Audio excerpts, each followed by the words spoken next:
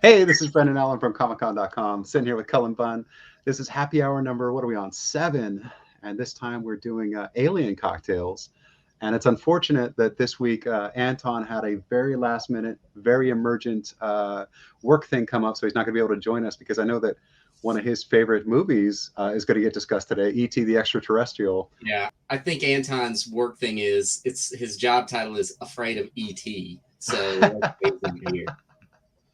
So he made up an excuse not to be here, right? No, you've accused him now of bailing out because he's scared of ET, and of bailing out because he's a werewolf, and bailing out because he's a vampire. So one of those things is bound to be true, if not all of them, right? He is a vampiric werewolf who is deathly afraid of ET. That's a movie. There's a comic book pitch in there. Yeah, it's not mine though. It's not my life. I can't write it because I don't live it. Anton's got to write that one. Fair enough. Fair enough. All right. So making these drinks, I mean, there were some obvious ones that came up. One of the ones that I did was an alien secretion, which is one that you can just basically find anywhere. It's just a tropical drink that's bright green. So we're going to do that one. But we both did a version of brain hemorrhage. Yeah. So I did my brain hemorrhage, and then I was looking at it and it didn't quite curdle up the right way. And so I did a second version of the brain hemorrhage. I'm going to start with the alien brain hemorrhage that I started with, and you can see it didn't quite do what they normally do, which is make a brain-looking thing in the top. But oh, I'm going the wrong way. But the grenadine makes a blood-like little pool at the bottom there. It's supposed to go down through the brain. There's supposed to be a brain at the top and like a brain stem when you drop the grenadine through. But I added some blue curacao to kind of make it a little green, a little blue in there. And this one, it's gross. I tried one of these when I was making it. I'll drink this right now if you want me to, but I'm not looking forward to it. Well, since we made such similar drinks, because this is mine, which I call the alien autopsy, and I have not tried it yet, but it looks like a chicken gizzard floating in water. Right. So what is the clear liquid that you started yours out in? So I started with peach schnapps. Right. That's a brain hemorrhage. And then hey, it's an alien autopsy. Oh, my fault. Yes. Okay. You have an alien autopsy. Yeah, and then I put Irish cream in it, and then again grenadine. So we made the same drinks, right? Sure. Except with mine is the addition of the blue curacao. So mine is 1 ounce peach schnapps, ½ ounce Irish cream, drops of blue curacao, and drops of grenadine to make the blue blood and the green and the red blood go through it. So we have the same drink here. We might as well just throw them down. Drinks, and we'll do it. There we go. Ooh, that is sweet. Whoo. And chunky. It goes down curdly. It does. It curdly. So then I had to make a second version of that drink because I wasn't pleased with the way it curdled. I don't know if my peach schnapps was bad or the chemistry just wasn't working. But I am not pleased with how it curdled either, but I will not be making a second one. So then I grabbed some apple pucker, and that's the way the curdle is supposed to look. But the problem with the apple pucker, for whatever reason, is when I put the grenadine in and I put the blue curacao in, it kind of the skin around the outside of the brain held that stuff all inside, so it didn't come through and make the really visual like brain stem at the bottom with the blood at the bottom. It's just kind of sitting in a sack in the middle of the apple pucker, and I will not be drinking that one. But if you want to make it at home, that is 1 ounce of apple pucker, ½ an ounce of Irish cream, drops of blue curacao. Is it curacao? How do you say that? I don't know if I'm right. I'm not familiar with this letter. It's like Cyrillic or something. It's a C with a little squiggly on the bottom. Yeah, an accent. I don't know. It's an accent of some sort. Yeah. So 1 ounce apple pucker, ½ an ounce Irish cream, blue curacao, blue stuff. Right. Glue stuff. The blue goo. Yes, the blue goo. All right. So it's an alien themed episode. There's lots of alien comics out there, lots of alien movies. Obviously, we can't talk about aliens without talking about aliens. So one of the things I did in preparation for the show is I took all of the 8 alien movies that I'm aware of and I ranked them from best to worst. Do you have a similar list? I made the list as well. We have not compared lists yet. Okay, so best movie. You want to go first, worst to first, or first to worst? I'm fine either way. Your choice. Your dealer's choice. Let's do a countdown from worst to first, and that way. Okay, so the worst one I think is AVP Requiem from 2007. That is also my worst of the list was Requiem. Can find nothing redeeming about that film. I'm sorry. I don't know if I even finished it. It was bad enough. Yeah, I've watched it several times. It's just not. It's in no way my favorite alien movie. But it's just Something's so I think that in the list anyway. The first time I blasted through all of the movies, I did them in order, and I was on drugs because I just had my face cut apart. Excuse me, that's not sitting well with me.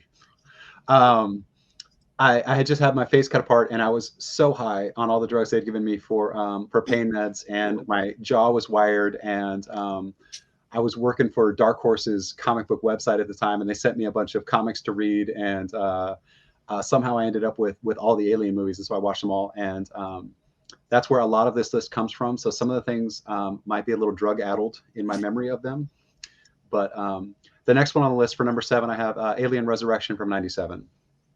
That is not my number 7. What'd you have in 7 spot? I have Prometheus as number 7. Interesting. I've got that much. I dislike Prometheus a great deal. In fact, I almost put Requiem higher than Prometheus. I just really dislike Prometheus. And okay. maybe it's because the preview was so awesome. It had the great sound and that giant head, and then the movie just let me down in such a terrible way. That is a fair point. They had because that happens a lot with films now too, where they'll put out the trailer, and the trailer has a bunch of scenes that they shot, or scenes that they shot specifically for the trailer, or that they reworked for the trailer that don't actually appear in the film. Yeah. Well, I think our list will be quite different at the. You're like, at this point, I've given up all faith in you. Thanks a lot, man. Yeah. All right. In number six, I've got AVP from 2004. It's not my number 6. What do you have in 6 spot? I have Covenant in 6. I also dislike Covenant a great deal. Okay. All right. Covenant. Okay. All right. So, I mean, I think that the ones that came out the most recently are not the greatest. Maybe I was a little bit too generous with Covenant and Prometheus because they're way higher up on my list. You like what you like. Most of my friends love those movies. Those are the only 2 of the movies on this list that I haven't seen, that I've only seen once. And maybe a repeat viewing would improve, how I feel about them. But I'm not gonna. I don't think I'm going to do that. I don't think they're fun to watch. And some of the movies on this list are a lot more fun to watch than Covenant and Prometheus. Honestly, Requiem's more fun to watch than either of those movies. It's just not very good. And that's fair. That's fair. I think anytime though that you have a franchise that goes back, because this is '79, I was born in '78, so it's a 43-year-old franchise. You're gonna have a lot of breaks in continuity. You're gonna have some just huge disparities in the qualities of the films and stuff, and you got to kind of allow for some retreads of certain ideas and things like that. So I don't know, maybe I'm just giving better allowances for, this was made 40 years after the original film, so of course they did things a little differently. Or and maybe for me, part of what makes the original Alien so great is the mystery of it, and that they don't bother to explain the engineer, for instance. And I don't need to know some dumbass idea for what the engineer is. I got plenty of dumbass ideas. I don't need to know someone else, including the people, ingrained with these movies. I don't want to know. And I think for me, it's probably what I don't like the most is I don't like that it tries to explain it. I prefer the weird mystery of it all. Well, and that's one of my biggest complaints. I don't know if I've made the Boondock Saints comparison here before, but it's one of my favorite things to bring up about sequels is like, you've got this great character, El Duce, who is just badass, mysterious. Nobody knows anything about it, but he will kill you. And that's all you need to know is he is just amazing at killing people. And then they go and make Boondock Saints 2. And it's like, this is just a retread of, what was it, Godfather 3, but they subbed in an Irishman instead of an Italian. And they were just purely cashing in on I can't think of the word. I am going dumb right now. I've got a case of the dumb. Right. Nostalgia. They're cashing in on nostalgia because the first film was so well received and people loved it so much. And I think you get into a lot of that with, especially when franchises, like I said, this is a 43-year-old franchise. The first movie came out in 1979. So yeah, look, I mean, and even if I rank them low, I mean, I still like most of these movies, but I don't. I mean, Covenant and Prometheus are not my favorites. If I'm at somebody's house and they're like, "Hey, let's throw on an alien movie," I don't care which one it is. I'll sit down and watch it. Oh, I do care. I will have a. I do have an opinion on that, but anyway. Cool. All right, so I think we're on number 5, and for number 5, I put 3, Alien 3. I have Resurrection as my number 5. Okay. Okay. For 3, I think by the time they got around to 3, that the original idea had been so watered down that it was just they needed to do something. They needed to hype it up a little differently. They had to bring in some different elements or whatever instead of kind of doing the same story again. Yeah, that's my take on 3. Well, I actually liked what they did with 3. When I first watched it, I did not care for it at all. And then, and you know, there are things I don't, you know, the big things I don't like about 3 is how they treated Newt and Hicks. Hicks. And I didn't like that at all. You know, I didn't like that they were just knocked right off. I hated it. On repeat viewings, I like it a little more, and I think it's a darker movie, and I'm okay with the darkness of it all. It's one I have watched. Repeat viewings with more alcohol, it's much better, right? Yeah.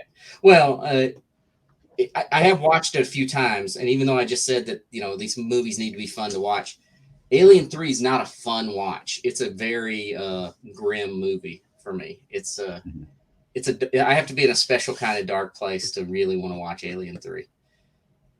Aren't you in a dark place most of the time? I think this came up in an interview that you just did with Tom Smithy, man, where he's like, "Where do you come up with this stuff?" And you're like, "Oh, I just screwed up in the head, man. That's just the way it is." I said a special kind of dark place. Nice. Okay, so number 4, I've got Prometheus. You had that way down the list. I did. I have the first Alien versus Predator. Okay. All right. And then for number 3, go ahead. Yeah. Well, I was just saying, Alien versus Predator, I don't think it's a great movie. I think it was a movie that could have been great if they'd have added about 45 minutes to it and tried to pace it a little more. But they make no bones about it. We're rushing this movie. I mean, it's like the within seconds that pyramid is shifting, and and the thing that really gets me is the face huggers and how fast they jump on, fall off, and the person's infected, and then seconds later there's a full-grown alien popping out of their chest. So that was the timing of it is really what I don't like about it, but for some reason I can see so much potential in that movie. And you are frozen in a smile, which means you love everything I just said. Okay, back after technical difficulty. I guess my internet is all screwy, so we're going to try and get through this as quickly as possible, I guess, because damn. Anyway, for number 4, I had Prometheus. I had AVP way down the list. Prometheus for me was better than either of the Alien versus Predator movies because it felt like you were saying that they redid so much of the established canon and just, you know, the face hugger thing, a couple other things. It was just way too convenient. I didn't appreciate those. I liked Prometheus better. So that's what's beautiful about these movies. Everybody has a different experience with them. Mileage will vary. I don't against you that you are wrong.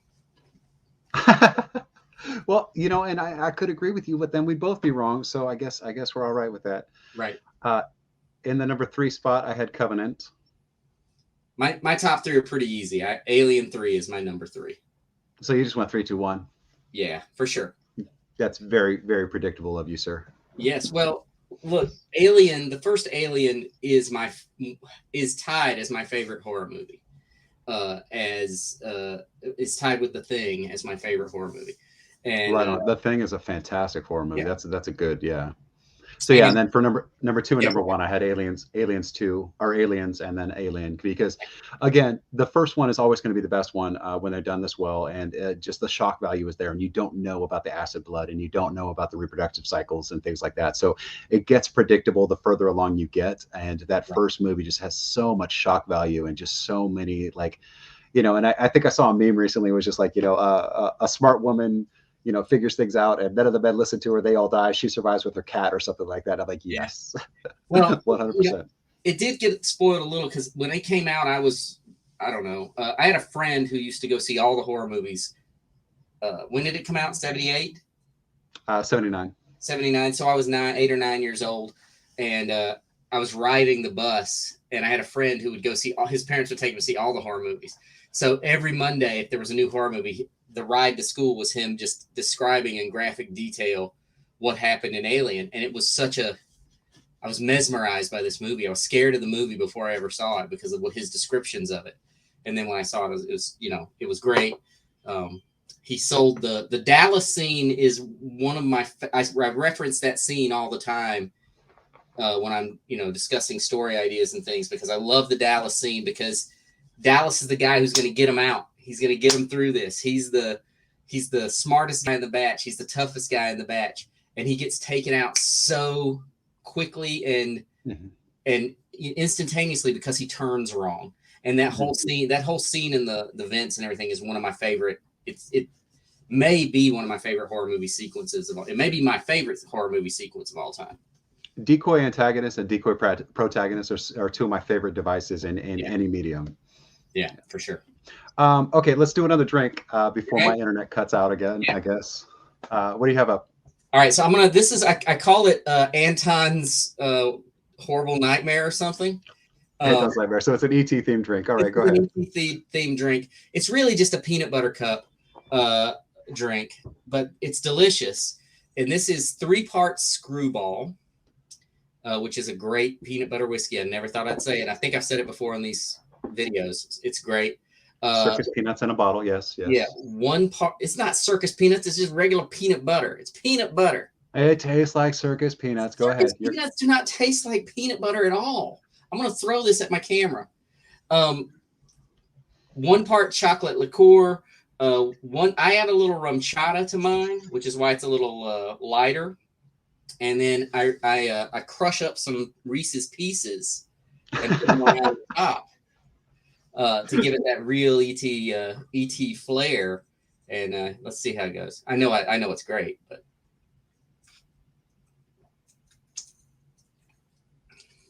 it's like Halloween in a glass. It's so good. It is amazing. Wasn't there a thing? There was a thing where like M&M's or somebody turned down the cameo or this because they thought it wasn't going to fly or whatever. And Reese's Pieces were this candy that nobody ever bought, like Lifesavers. Nobody ever buys Lifesavers, but they still make them. And Reese's Pieces were just kind of there, and they blew up, and their sales went up and crazy and stuff like that because they made it into the film. Almost always shows up on trivia nights, on summer blockbuster themed trivia nights.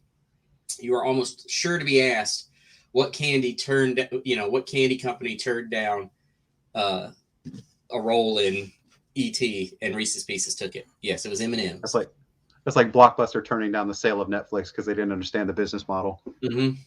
Yeah. Anyway, this drink's great. It's a lot stronger than you give it credit for. You got to be careful with it because it's super sweet. It tastes like a peanut butter cup, but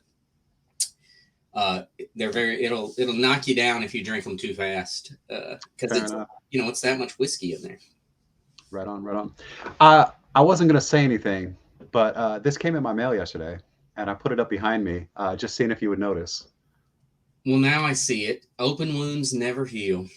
Open wounds never heal. Tell us about it. Mad Cave sends out these great promotional packages, and I get these. This is a patch that came with the promotional package. I haven't seen these. I haven't seen either. This is the first I'm seeing either of those things. So I got a patch. I got 6 bookmarks. I got 4 stickers on the back of my my laptop is one of the stickers now. I put this up in the. What's that? Mad Cave, hook me up. I want a patch for my sleeveless jean jacket. Mad Cave Studios is delightful to work for. They are amazing. They send me like previews and stuff all the time. I've read the book already. We had you interviewed by Tom. We can put the link in the show notes for the interview about it. Yeah, the book we're talking about is a Legacy of Violence, which is a book I'm doing with Andrea Muti. It's a different kind of book for me because it's pretty much a straightforward. There's no supernatural elements, but it is a, you know, it's a horror book. And then you know how I like my supernatural elements. That's all you're gonna tell us. It's just a horror book. It's tough, man. I don't want to. I mean, it's a tough one to describe in a lot of ways. It's a little bit of a slasher. It's a lot of a slasher story. It's a lot of body horror. It's a story of a physician. Are you a Kennedy now? What does that mean? A lot of body horror.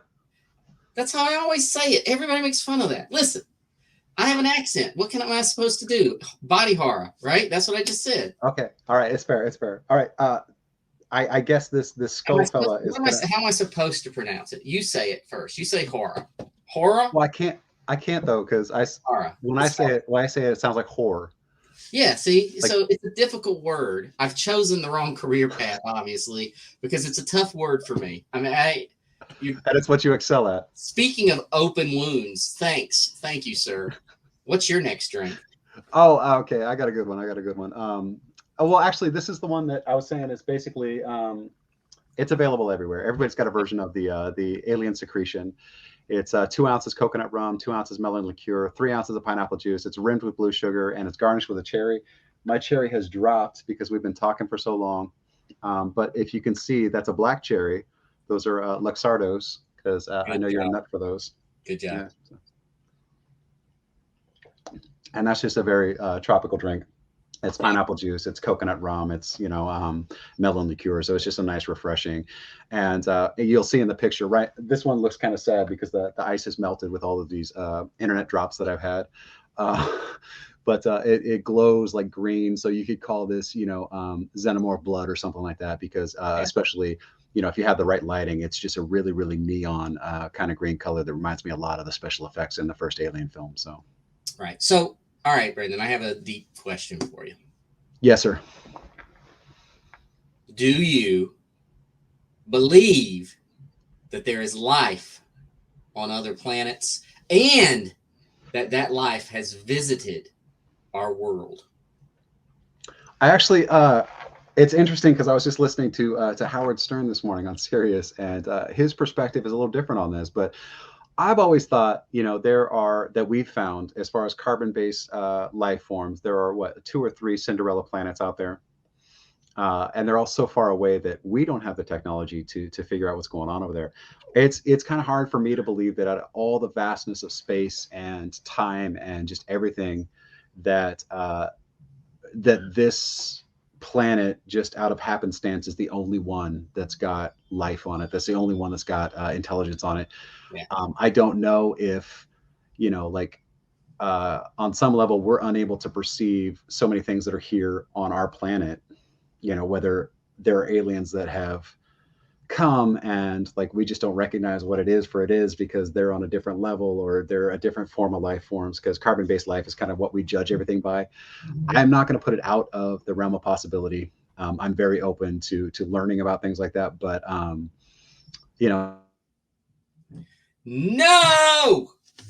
Brendan's been frozen by the alien conspiracy people. That was good, too.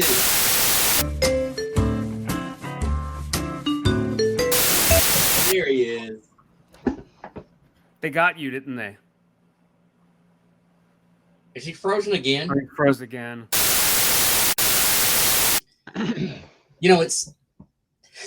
It's a little, I know you're probably frustrated, Brandon, because you're having so many technical difficulties today, and we're kind of having a... I think where it left off before I froze up the last time is that there's so many Goldilocks planets, and I think I called them Cinderella planets, but so many Goldilocks planets out there that I do believe that it is more than likely that we are not some microcosm that developed independently, and that this could never be duplicated anywhere else.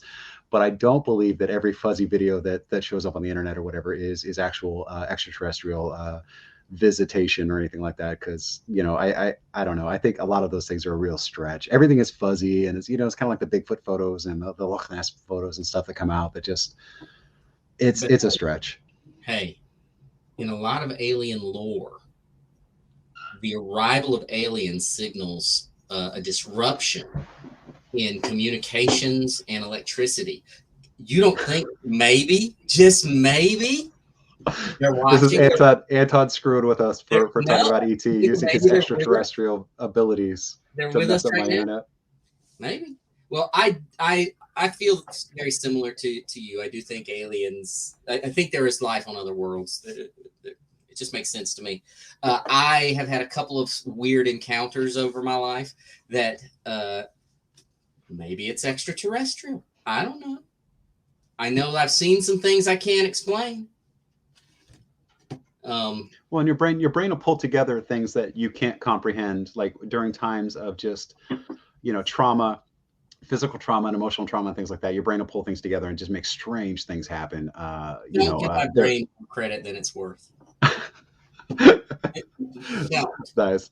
Let's see that third drink before I lose my connection again. So I think my third drink is very similar to yours. It's like an alien blood, alien secretion. This one, look how pretty it is though. That's nice. Where's the Luxardo? I didn't put a cherry in mine. It's in my Bennigan's Goblin's Goblet, which is one of my favorite glasses. It's pineapple juice, lime sherbet. Oh, this clumpiness at the bottom. It usually floats. Yeah, well, it's been sitting here for a little bit, Brendan. I wonder why. Listen, man. Orange liqueur, bitters, ginger ale, and prosecco. Okay. And I put mint in mine and a lime. Did your dehydrator break? You've been using a lot of fresh fruit for garnishes recently. I don't like listening to your mouth, pal. So I just bring the fresh stuff. And this is delightful. It's super tropical, super, refreshing. It's a great drink. I mean, it probably had a little more fizz to it at the outset of this recording. Yeah, my grandma used to make one of those for like Christmas gatherings or whatever. It was a lot of like 7-Up, and then she'd float the rainbow sherbet in the top. So it kind of makes that cream layer between the frozen stuff and the melted stuff. There's a cream layer, and you scoop it just right, and you get like solid at the top, and then the cream, and then the fizzy stuff at the bottom. So I feel you on that one. That's probably it's good though. It's a good drink. Like I said, you can find these anywhere. I know that we'll have the recipes stuck in the description and everything. But sure. All right. So, do you remember the first Alien film that you ever saw? Yeah. It was. I saw it on TV. I was very little, and it terrified me. I mean, it scared me so badly, and I only caught like a moment, and it was probably the scariest moment of that movie. It was Quatermass in the Pit, which is a British. It's British science fiction / horror.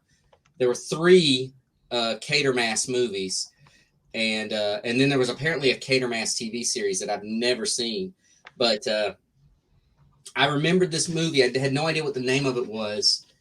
And I came in right at this scene where Quatermass like breaches this ship's hull that's buried in this, pit, and this alien skeleton's in it.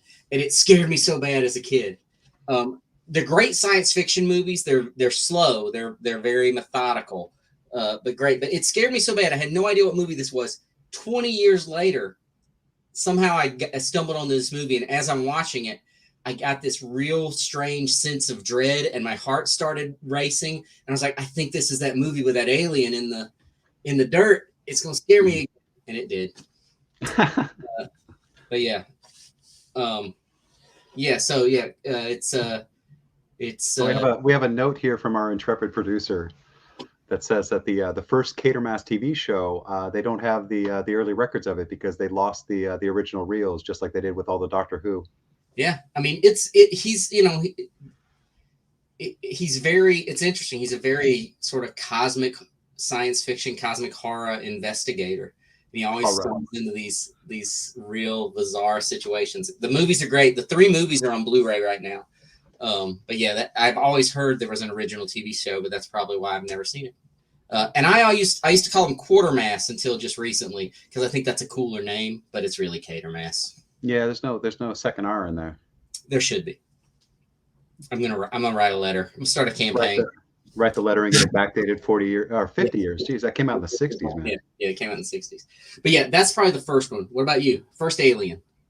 The first Alien film that I think I ever saw, and it was the most terrible Alien film I ever saw, was I think Meatballs 2, where they had they just did a whole bunch of sequels to Meatballs that were like sequels in name only. Right. And it had nothing to do with any of the other Meatballs, but there was the alien that came down, and the kid's name was Ted, and he was like, "Me, Ted, what's your name?" And the alien just repeated, "Me, Ted," and they're like, hey, but he said Meathead, and so they start calling the alien Meathead.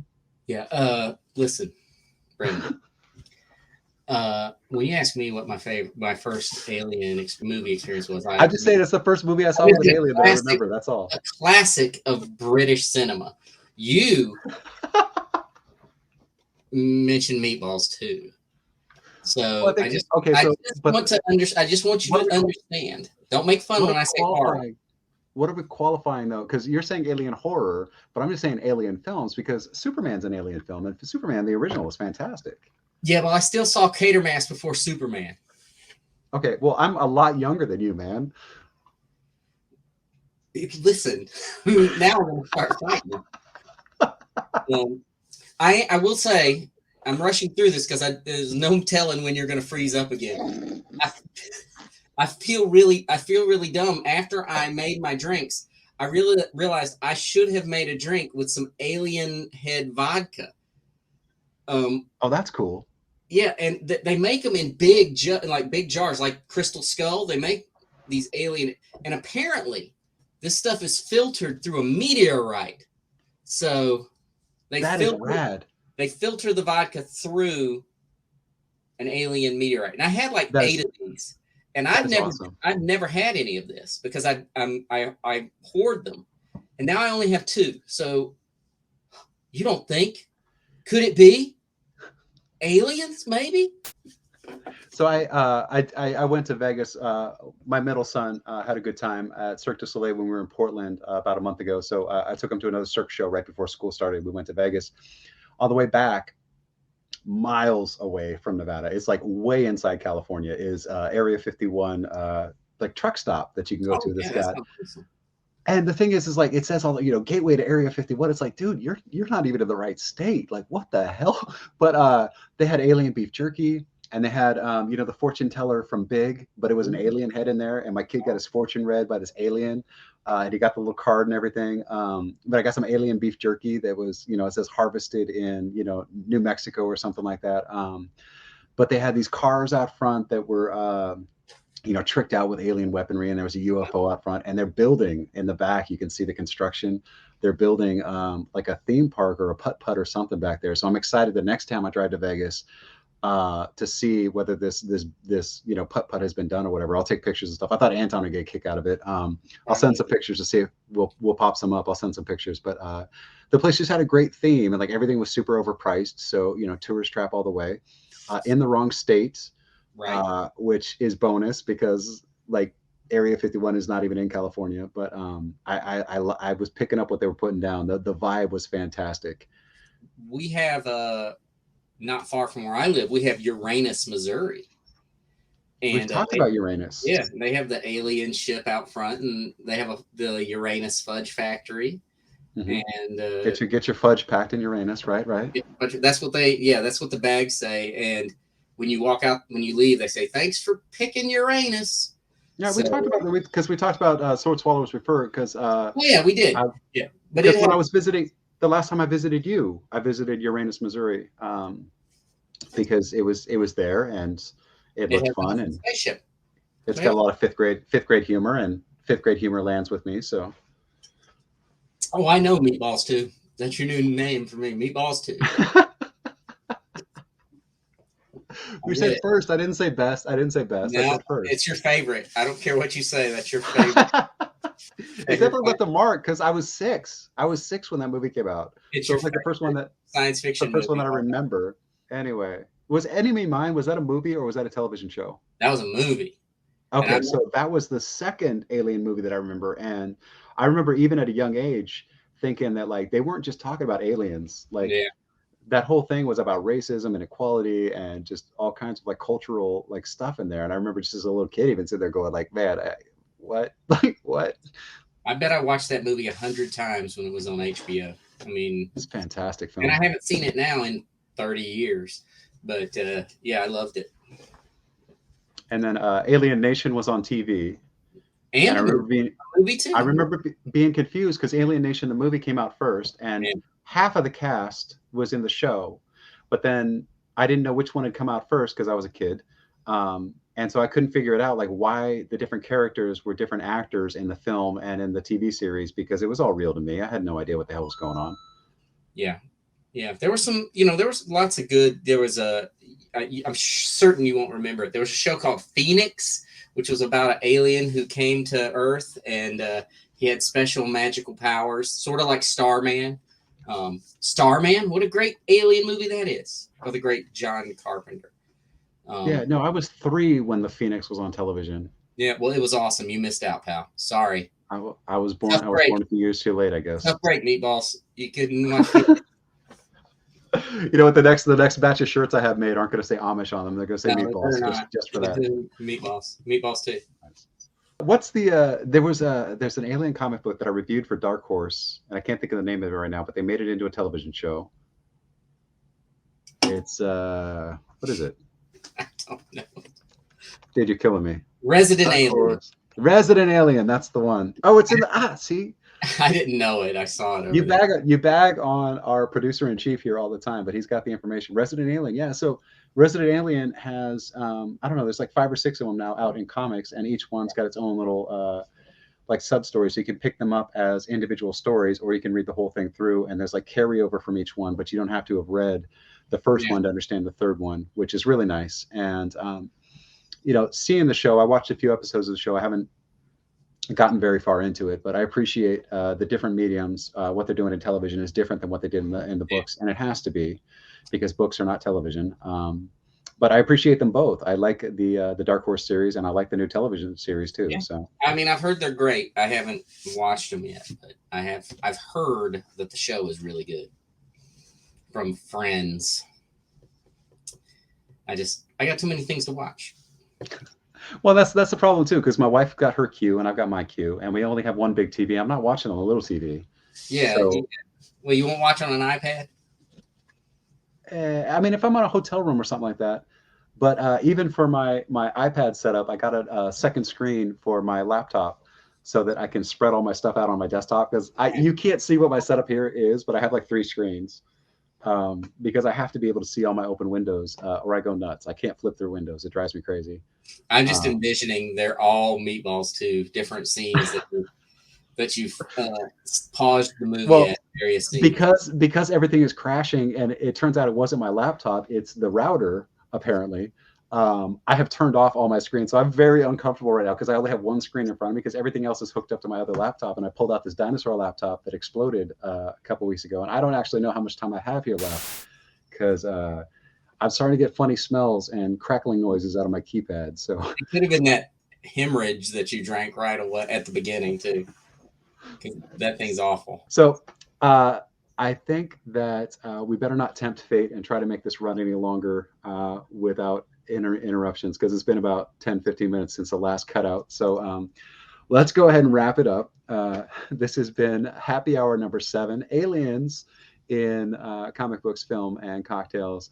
This is Cullen Bunn. I am Brendan Allen. We're missing Anton Kromoff today because he's either an alien or he's working, but we will see you next time. Thank you so much.